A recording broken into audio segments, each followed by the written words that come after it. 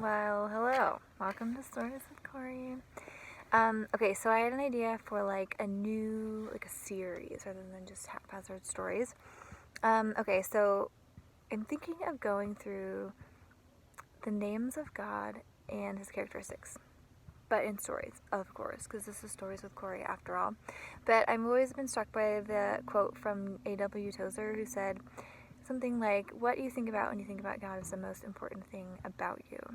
So I think it's really important for us, for anyone claiming to follow Christ, that we know who this God is. Like, what is he? Who does he claim to be? Who are his followers claiming that he is? What has he done? What makes him unique? Like, how do we know this is the one true God that we're worshiping? So he shows us a little bit about himself through his names, which you might think, wait, name? That's weird. That's real weird. Well, think about it. You have many names as well. Like, people call me Corrie, or sister, or daughter, or granddaughter, or niece, or crazy Corrie, or teacher, or Miss Corrie, or whatever name from different seasons of life, or different relationships, or my different, fandoms. I get called a nerd a lot as well. It's fine. But, you might have a nickname, or you might have something that describes your passions, or your interests, or your talents, or your hobbies, or your jobs, or the people that you love, or the people that you've been surrounded with, or where you've come from, or whatever. You have multiple names as well. But God shows us his names and his characters in his word. So it's interesting, just the times and seasons that he starts to reveal little bits about himself. So if you were to open your Bible to Genesis 1, first book of the Bible, first chapter of the Bible, you'd read, in the beginning God created the heavens and the earth. And that name is Elohim, just describing and declaring that he is not human. He is a spirit being, and he is other than us, we humans. So that's a pretty common name. You'll see God written throughout the Bible a lot, but it can refer to the one true God, but it can also refer to the not true God. So it's flexible. The next name you're going to learn if you're reading your Bible is in chapter 2, and he is revealed as Jehovah, which is the personal, I don't know, what's the English spelling, English translation, English accent, American accent. He is a personal God. He is a God that cares about his creation and Adam and Eve and their life in the garden, and he has interactions with them, and he would walk in the garden, and the fact that he reveals the personal name of the God of the Bible is pretty special. So that's pretty cool. Okay, so for like 14 chapters of the Bible, that's what the author of Genesis calls God consistently, either Elohim or Jehovah. That's what he calls him. Well, then we come across this new character, pretty famous character. You probably heard him. His name was Abram, and he was called out from his home. So he left his home, brought his peeps along, and they didn't get very far, and then he settled in this town called Haran. And it's there in Haran that his dad passes away, and then Abram really gets the ball rolling, and God's like, seriously, I need you to leave. I need you to leave all these people and all their false religions and all their fake gods and all of their, idols. I need you to go. I've got big plans for you, Abram, but you got to trust me. So he does.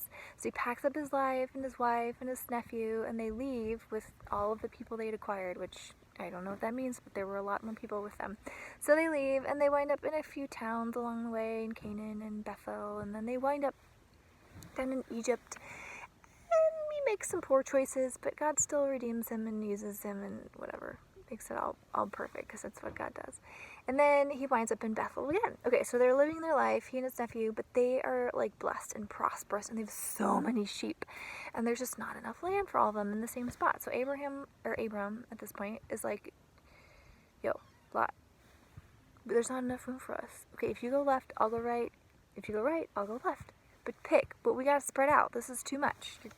I need some space, yo. Personal space. Social distancing. It's practice. So Lot he looked all over the world, and he saw the Jordan Valley, and he thought, oh gosh, that's gorgeous. Look at that grass. It's so lush. My sheep will love it. So he goes east and heads down into the Jordan Valley, and then eventually winds up in the city of Sodom, which was a bad choice. But anyway, so Abram stays there in the land. And God visits him again and renews the promise that he's going to be great. All the nations of the world are going to be blessed through him. He's going to be, have as many children and descendants as the sand of the sea and the stars of the sky. Like, it's a big deal. Well, he's living his life. Sheep are happy. They're doing okay. And along came this messenger. He's like, I'm looking for Abram, the Hebrew. Where is he? And they find Abram, and he's like, Abram, your nephew Lot has been captured. But not just his nephew, like all of Sodom. Because Sodom and these 4 other cities got tired after 12 years of being oppressed by this other city in this kingdom called Elam. And they're like, we don't want to be oppressed. We want freedom and liberty and a revolution. Let's go. So 5 nations went up against Elam and their 3 friends. So it was 4 against 5. And the 4 won.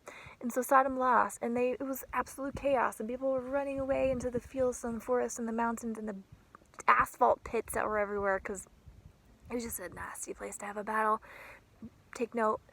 So they lost, like, real bad. And then Elam and their friends were like, idiots. Don't they know we just beat, like, these 5 other kingdoms? Like, we are the king of the mountain, literally. So they, like, took captive all of Sodom and Gomorrah and all these other cities and their people and their flocks and all the things, and hauled them off to the north where they'd come from. And Abraham went tearing after them with his friends, his little friends, some Amorites, and his 318 trained men that he just happened to have hanging around, waiting to pick a fight with some really big nations.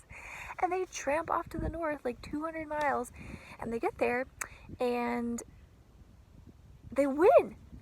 Who knew? You just thought Abraham was this guy who, like, petted sheep and ate stew. He was a fierce warrior, apparently.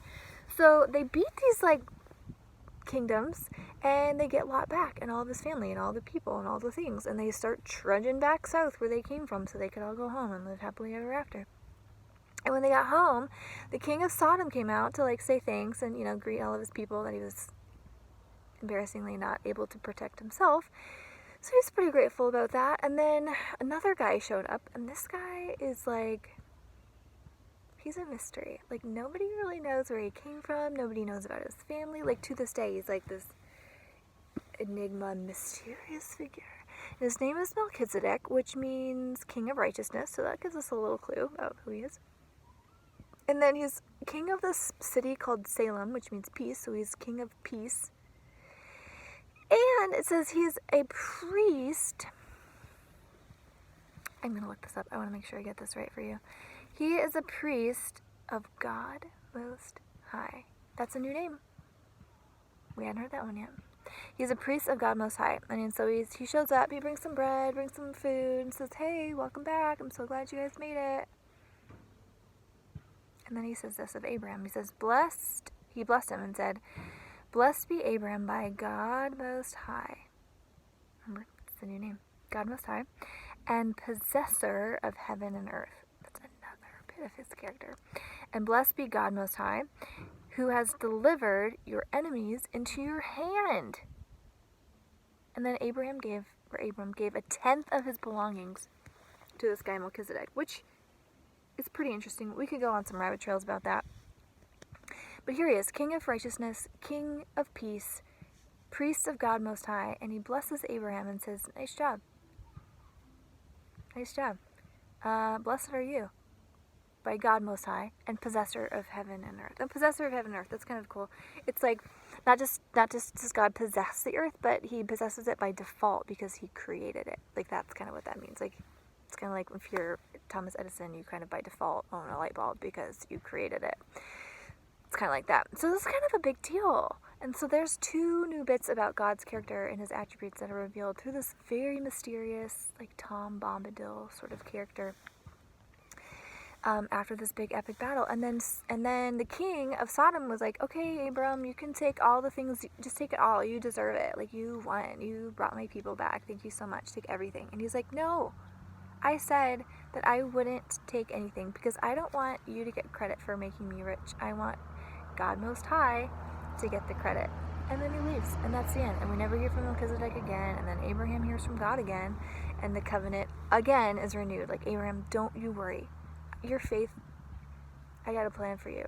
But I just find it really interesting that all the way up to this point, we haven't heard anything new until we get this mysterious figure of Melchizedek, which he shows up again later. We talk about him later. But, and then Abram, after talking and communing with God himself multiple times and following faithfully from place to place and, being saved a couple of times,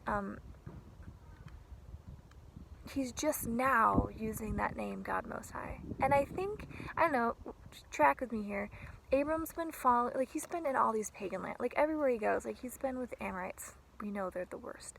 He was down in Egypt. They don't follow the one true God. He was in Canaan, and it's swarming with Canaanites, and they don't love the one true God. He's been all up and down, all to and fro, and he has been rubbing shoulders with not a single person that loves and worships the same God that he does. And then along comes this mysterious figure who blesses him and confirms the promise and calls on the name of the same God that Abraham is serving and puts a name to it. I don't know, I just was struck by that, and I think it's really interesting. But anyways, all that to say, there's just a little bit more of God's character that's been revealed. Possessor of heaven and earth, God the Most High. Not to be confused with all these false gods that everyone else is worshiping. These lower, maybe these fallen angels, maybe these, beings or kings that claim to be gods. None of these. These are junk, garbage, losers, lame, false. But there is a God Most High. Melchizedek was his priest, and Abraham was his servant. And there's so many more stories to come because our God is so big. But again, make sure you know the true God. Make sure you know this one true God. He is a noble, personable God, and he wants you to know him and to love him and to call on his name and to seek his face and to read his word. So that's the end of the stories with Corrie. Hopefully more to come. Hopefully more sunshine to come. This is gorgeous. Peace out.